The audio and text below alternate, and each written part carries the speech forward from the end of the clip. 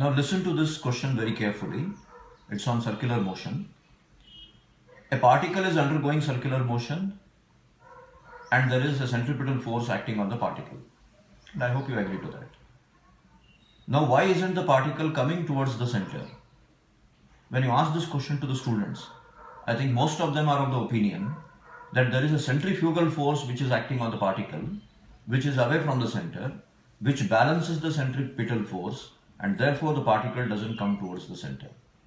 This is absolutely wrong, because if it were to be correct, then the net force acting on the particle would become zero and the particle should continue to move in a straight line according to Newton's first law. Whereas you know very well that it is undergoing circular motion. Right? So the explanation for this is, why should the particle move in the direction of the force as long as it has got the velocity?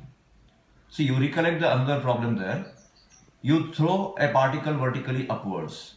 You know that the gravitational force is acting vertically downwards on it, and in spite of that, the particle continues to move upwards just because it has got the velocity.